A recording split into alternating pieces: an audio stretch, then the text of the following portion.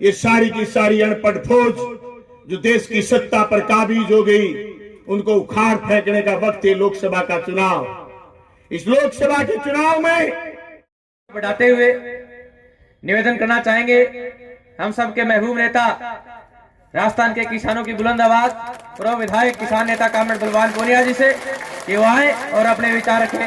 Comrade बलवान पूनिया से लेकर रेलवे से लेकर बीमाओं से लेकर सरकार की उन्होंने योजनाओं का करीब 18 से 20 हजार करोड़ रुपए का काम हमने लोकसभा क्षेत्र में करने का काम किया।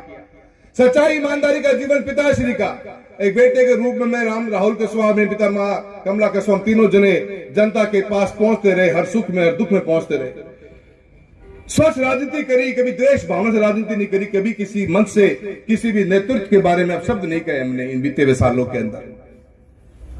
पर एक व्यक्ति जो इतना बड़ा बन गया अपने आप के अंदर कि टिकट काट दी जाए, जिसकी टिकट वो चाहे वो जीते, जिसको वो चाहे वो लड़े, जिसको वो चाहे वो जिए, वो जिसको वो चाहे वो मरे। पर प्रजातंत्र इसका नाम नहीं, प्रजातंत्र का नाम है कि जनता की आवाज क्या कहती है, वो जनता की आवाज महत्वपूर्ण होती है। तारीख को मेरे घर के जब मैं दिल्ली से आया था, 2 तारीख को टिकट करी, जब मैंने पार्टी के सभी वरिष्ठ नेता को ये बात पूछी कि मेरा कसूर तो बताओ, मेरा गुनाह तो बताओ, कौन सी स्कीम थी ऐसी, कौन सा पार्टी का निर्देश था। चुनाव लड़ना ही हमारा कोई मकसद नहीं रहा कि लड़ना ही लड़ना है। 47 साल का सफर रहा है मेरे दादा का। 1977 में हमने पहला चुनाव लड़ा था एमएलए का, राजगढ़ तहसील से। हम लड़ते गए और मैं हारता गया, मैं लड़ा और मैं हारा। 11 चुनाव लड़े हमने एमएलए के, मात्र 3 जीते, 8 हमारे, पर हमने हमारी कभी जगह नहीं छोड़ी। बहुत बहुत धन्यवाद देता हूं कांग्रेस पार्टी का। ऐसी व्यवस्था जो राजस्थान में बनी, सारा माहौल बना,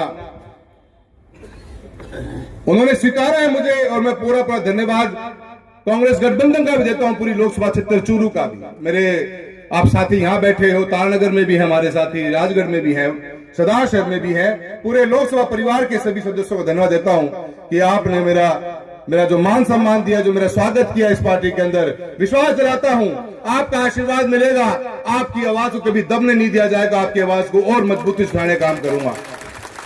इतना भयभीत है सिस्टम। आप देखो, 2 तारीख में हमारे चुनाव की टिकट कटी, आज तारीख की होगी 16 दिन हो गया, गांव में आया कौन नहीं होता है। जो ठेकेदारी लेके चला था ना कि हमारे जेब में सबकी, मैं आज तारीख कौन आया है। जनता के सामने आने की हिम्मत कौन बच रही है कि मुंह से आवांगा। उन्हें सोची कौन थी कि जनता यूं भी जाग जाएगी।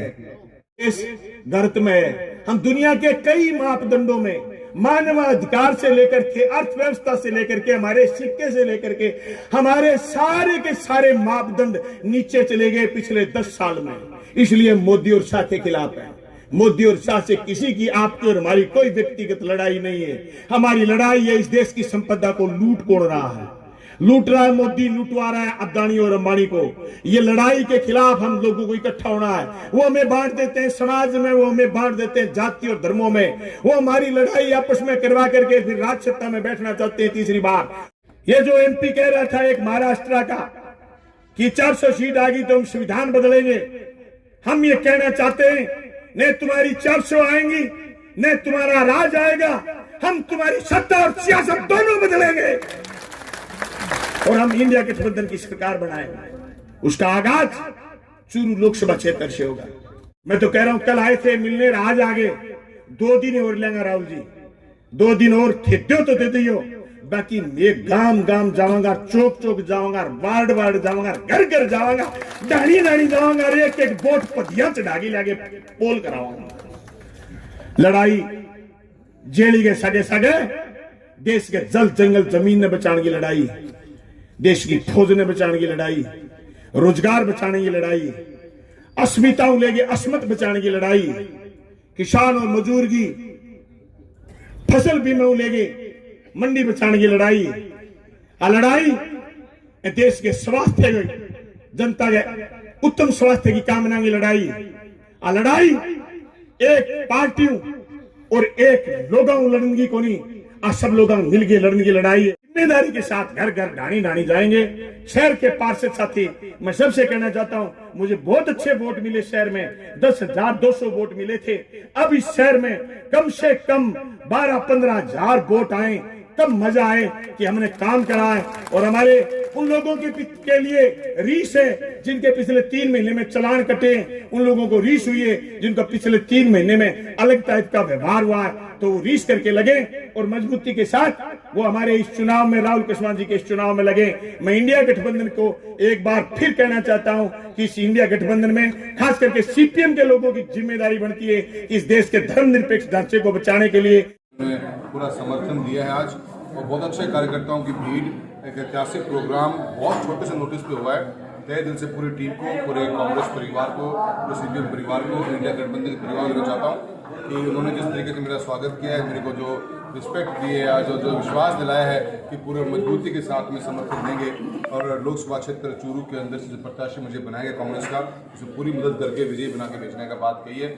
बहुत अच्छा जोश है, बहुत अच्छा मुझे खुशी इस बात की, जिस रूप में पब्लिक एचार्ज ने इस नेतृत्व के फैसले को स्वीकार करा है। मेरी खुशी और मेरी पूरी उम्मीद है कि हम बहुत अच्छी जीत लेकर जाएंगे यहाँ से। आप स्थितियाँ रही हैं जिस तरह से हमने स्ट्रगल किया है इन पिछले 15 सालों के अंदर, और पार्टी के अंदर कोई ग्रोथ नहीं, हमने कोई कुछ मांगा भी नहीं पार्टी से कभी आज तक ना। हमारा कोई सिस्टम था कि हम उस टाइम में खड़े ही नहीं हुए जहाँ मंत्री संतरी की पद पर बढ़ रहे होंगे।